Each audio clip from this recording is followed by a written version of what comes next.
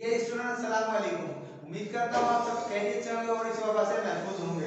आज का जो हमारा टॉपिक है वो है डॉक्टर गुलाम मुस्तफा खान, जिन्हें डॉक्टर गुलाम मुस्तफा खान जबलपुरी भी कहा जाता है। हमने जो पढ़ना है, इन्हों का सबक पढ़ना है नजरिया पाकिस्तान के बारे में। अब पहले हमें इनके बारे में थोड़ी सी मालूमात होनी चाहिए।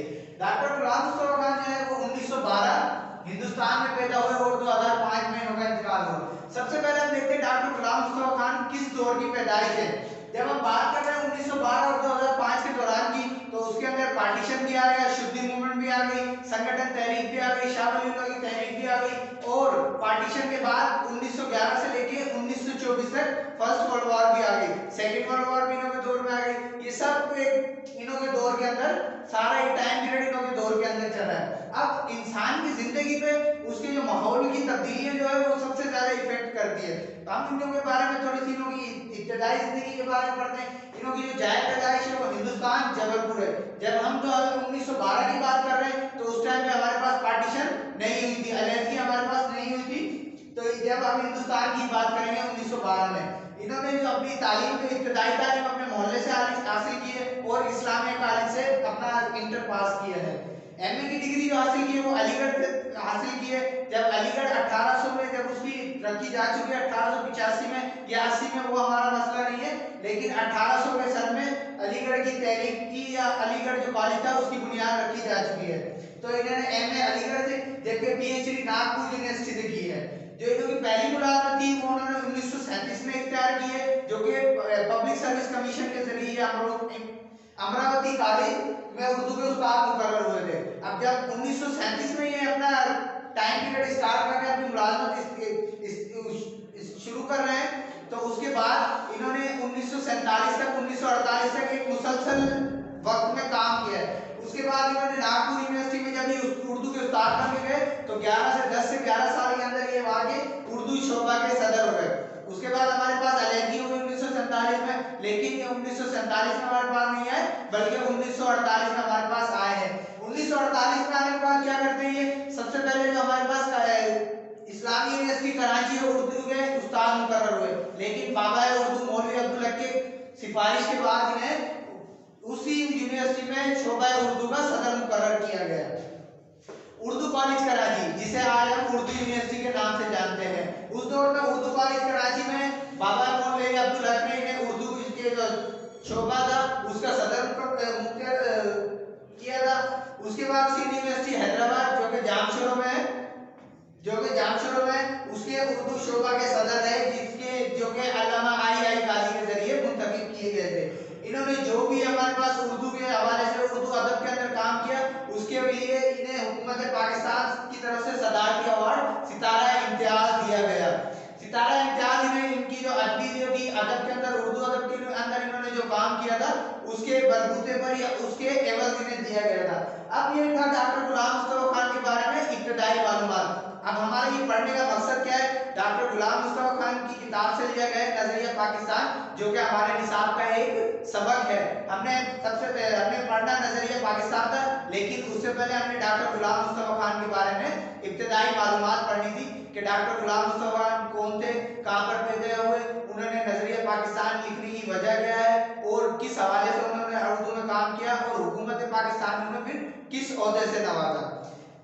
डॉक्टर गुलाम मुस्तफा खान को हम यहीं पर खत्म करते हैं।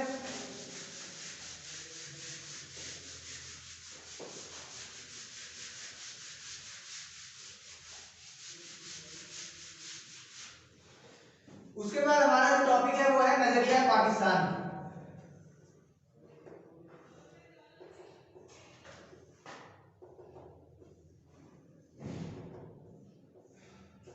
नजरिया पाकिस्तान किसे कहा जाता है? नजरिया पाकिस्तान से मुराद है कि पाकिस्तान के लिए नजरिया पेश करना कि पाकिस्तान क्यों वजूद में आना चाहता था या इसके नजरियात, उसके जो उस दौर के हालात थे वो क्या थे।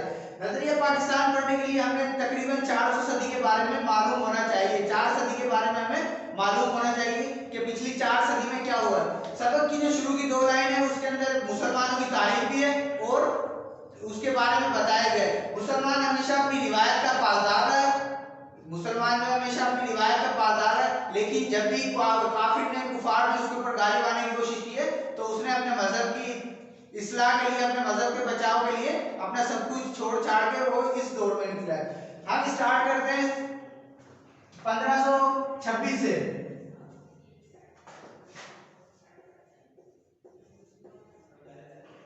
जब हम 1526 की बात कर रहे हैं तो हम बात कर रहे हैं बाबर मुगलिया सल्तनत की जो फाउंडर थे, जो बानी थे मुगलिया सल्तनत के।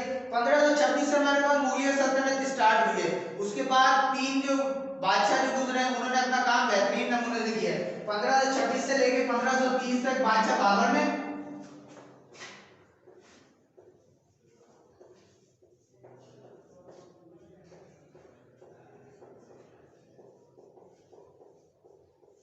उसके बाद जो दूसरा हमारे पास काम किया था वो बादशाह हुमायूं था। और इसके बाद जो हमारे पास तीसरा जो था वो था बादशाह अकबर, जिसके दौर में ये मामला खराब होने शुरू हुए। मुसलमानों ने जो है बड़े सगीर पर 800 से ज्यादा 8 सदी से ज्यादा काम किया, 800 साल उन्होंने हुकूमत की है। लेकिन ऐसा अचानक क्या हुआ कि मुसलमान एकदम गुलामी की तरफ आ गए। वो था बादशाह बाबर के बादशाह अकबर के कारनामे।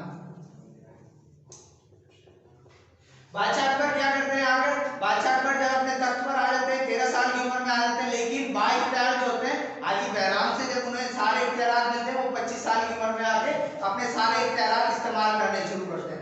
अब जब वो अपने इख्तियारात इस्तेमाल कर रहे हैं तो उन्होंने क्या किया कि जब शादी होने के बाद उन्होंने अपने जो मामला थे वो खत्म करके, तख्ती का निजाम खत्म करके अपने जो दरबार था उसके अंदर 9 बंदों की टीम बना दी, जो कि बादशाह की गैर मौजूदगी में हर चीज के फैसले कर रहे। उसके अंदर सबसे ज्यादा हिंदू को राइज कर दिया गया। राजा तान सिंह, मान सिंह और टोडरमल ये वगैरह सारे नौ रतनी से कहा जाता था, उन्हें राइज कर दिया गया। उससे होता क्या है कि जो मुसलमानों की अक्सरियत थी वो पीछे होना शुरू हो जाती है और हिंदू आहिस्ता आहिस्ता हमारे निजाम में राइज होना शुरू हो जाते हैं। बादशाह अकबर के दौर में ये हो गया कि हिंदू हमारे निजाम में राइज होना शुरू हो जाते हैं।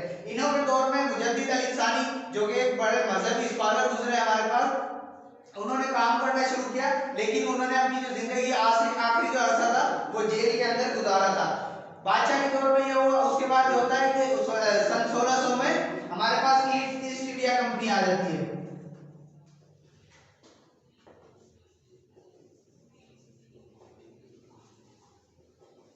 ईस्ट इंडिया कंपनी आ जाती है। उसके साथ हमारे पास अंग्रेज आना शुरू हो जाते हैं, जो कि अब हमारे निजाम में राइज होना शुरू हो जाते हैं। सबसे पहले मुसलमान को हिंदू पीछे कर रहे थे, उसके बाद अब अंग्रेज भी आ गए। अब अंग्रेज आके क्या करते हैं, आहिस्ता आहिस्ता वो वहां पर अपनी जायदाद प्रॉपर्टी बनाना शुरू करते हैं और अपनी फौजी निजाम को वहां पर लेकर आते हैं।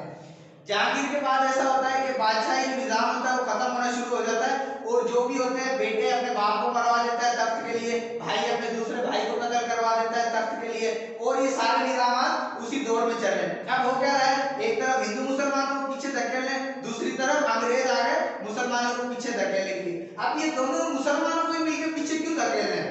हमारे पास हमेशा उस चीज को दबाया जाता है जो कि पावर में रही हो, जिसके पास हमेशा इख्तियारात रहे हो, ताकि उसके अंदर से, उसके दिल के अंदर से वो चाह खत्म हो जाए कि वो दोबारा अपने तख्त के लिए लड़ाई करे या अपने तख्त के लिए जंग करे। होता है हमारे पास मुगलिया सल्तनत खत्म हो गई, 1700 सन में आकर मुगलिया सल्तनत शुरू खत्म हो गई। हिंदू भी अंग्रेजों के गुलाम हो गए और मुसलमान भी अंग्रेजों के गुलाम हो गए। लेकिन मुसलमान अपनी जद्दोजहद करते हैं। उसके बाद हमारे पास 1800 में आके मुसलमानों ने 1857 की जंग में फिर से अपनी पोजीशन बचाने की कोशिश की, लेकिन वो नाकाम हो जाते हैं, जिसकी वजह से वो पीछे चले जाते हैं। फिर सर सैयद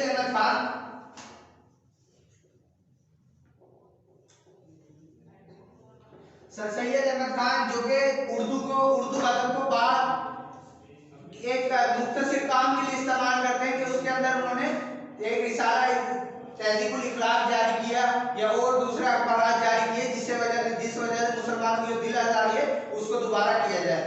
अब 1885 में हमारे पास कांग्रेस की बुनियाद रखी जाती है।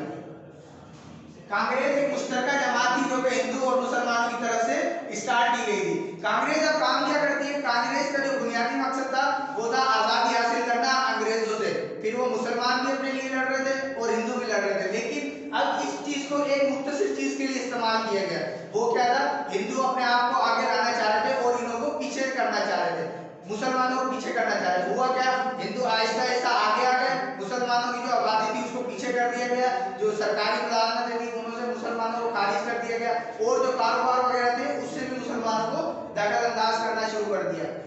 अब होता ही है कांग्रेस के बाद जो मुसलमानों की अक्सरियत वाला जो सूबा था आसाम, बांग्लादेश का जो कि आसाम सूबा था, उसकी सूबाई हैसियत खत्म कर दी जाती है। आसाम की सूबाई हैसियत खत्म करने की वजह क्या होती है कि वहां से अगर हमारे पास कोई सूबा है उसकी सूबाई हैसियत हम खत्म करेंगे तो उससे होगा क्या, उससे ये होगा कि हमारे पास जो फंड वगैरह आ जाएंगे वो सारे खत्म हो जाएंगे, जो हमारे पास एडमिनिस्ट्रेशन होगी वो सारी खत्म हो जाएगी और हम एक गुलामी की तरफ चले जाएंगे। जिस सूबे में हम हुकूमत कर रहे थे वहां पर हम गुलामी।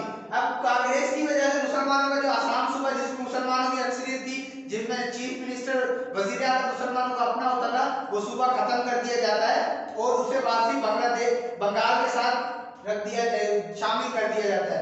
जब मुसलमानों की हालत देखी जाती है तो सर सैयद अहमद खान के नवाब मोहसिन मुल्क ने 1906 में पाकिस्तान मुस्लिम लीग नून की बुनियाद डाली। पाकिस्तान मुस्लिम लीग की बुनियाद डालने की वजह क्या थी, जब मुसलमान देखते हैं कि कांग्रेस सिर्फ हमें पीछे कर रहे और खुद आगे होना चाह रहे हैं, तो उन्होंने एक अपनी अलग तंजीम बनाई जिसके अंदर सिर्फ मुसलमानों की अक्कासी होगी या उनके हुकूक के लिए बात की जाएगी। 1906 में ये बन गई। अभी मुस्लिम लीग अपना काम शुरू ही करती है कि 1911 में पहली जंग अजीम शुरू हो जाती है। जंग अजीम शुरू हो जाती है तो फ्रांस और जो बरतानिया जो है, जर्मनी और बरतानिया जो है वो आमने सामने आ जाती है। पाकिस्तान जो मुस्लिम लीग के मुसलमान जो है वो जर्मनी का साथ देते हैं, जिससे बरतानिया को उनके लिए अनाज पैदा हो जाता है, दिल में उन्हें भूख आ जाता है। क्या किया जाता है, अब सबसे पहले कि जो मुसलमानों की सल्तनत उस्मानिया थी उसको खत्म करने की तैयारी की जाती है। वो तैयारी कैसे की जाती है कि जो बरतानिया है सबसे पहले मुसलमानों को कायल करती है कि आप हमारे साथ हमारे शाना बशाना लड़े, जो आपके अफवाज है, जो आपके मुसलमान सिपाही हैं वो हमें दे, हम जर्मनी से जंग जीत कर फिर आपको दोबारा इस फायदा बन देंगे, हम आपको अंग्रेजों से निजात हासिल देंगे। लेकिन होता क्या है, बरतानिया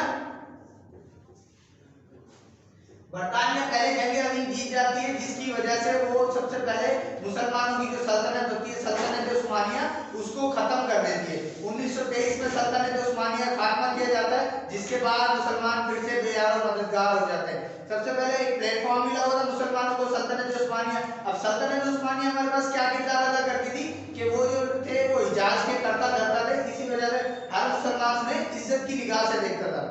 अब जब बरतानिया ने सल्तनत उस्मानिया को खत्म कर दिया, मुसलमान फिर से बेयार और मददगार हो गए।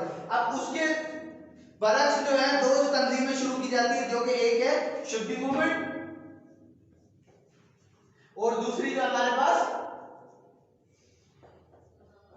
संगठन तहरीक जिसे हम कहते हैं। ये दोनों क्या होता है, पहले शुद्धि मूवमेंट जो होती है वो होती है कि मुसलमानों को शुद्ध करके हिंदुओं में शिफ्ट करना, माना एक गैर कानूनी तरीके से मुसलमानों को जोरन हिंदू मजहब में लेके आना। और संगठन तहरीक थी कि जो कि मुसलमानों को मारा जा रहा था ताकि उनकी अक्सरियत कम हो। जब ये दोनों तहरीक हो गई उसके बाद भी मुसलमानों ने कोई अलहदा वतन का मुतालबा नहीं किया। लेकिन जब 1928 में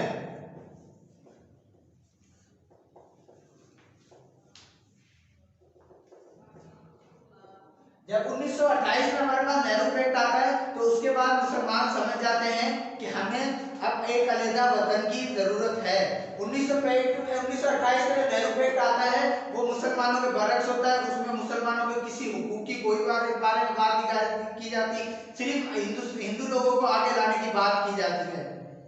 अब नेहरू पैक्ट के बाद फिर अल्लामा मोहम्मद इकबाल ने 1930 में सबसे पहले नजरिया पाकिस्तान पेश किया। 1933 में पाकिस्तान का नाम रखा गया जो कि चौधरी मोहम्मद अली ने रखा था, चौधरी रहमत अली ने रखा था। और उसके बाद 1940 में बाकायदा एक करारदाद पेश की जाती है जो कि पाकिस्तान के कयाम के लिए होती है। अब हमारे पास एक चीज है कि जो मगरबी दुनिया है, जो भी दुनिया है उसके अंदर कौमियत की दो बुनियाद रखी गई है। एक जो है वो मगरब की बुनियाद है हमारे पास और एक जो है वो दूसरी हमारे पास है। मगरिब और मशरिक में क्या फर्क है, तो मगरिब ने अपनी बुनियाद रखी है कौमियत की, वो सिर्फ एक जुग्राफियाई हदूद पे रखी है। अगर हम बात कर रहे हैं इंग्लैंड की, बरतानिया की, तो वो फिर एक जुग्राफिया की बात कर रहे हैं कि जो एक लिमिटेड एरिया जो है हमारे पास उसके अंदर जो बंदे रहते हैं वो हमारे पास मगरिब के लोग हैं। दूसरी जो हमारे पास मशरिक में जो बुनियाद रखी गई थी वो बुनियाद रखी गई थी ला इलाहा इल्लल्लाह के नाम पर, कि माना अगर काला है गोरा है जो भी है वो सब सिर्फ और सिर्फ हम मुसलमान हैं।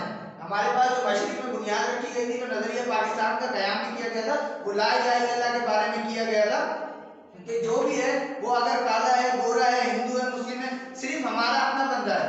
हमारे पास कोई जुग्राफी और दूर पे नहीं रखी गई थी। पाकिस्तान को कयाम में लाने का मकसद क्या था?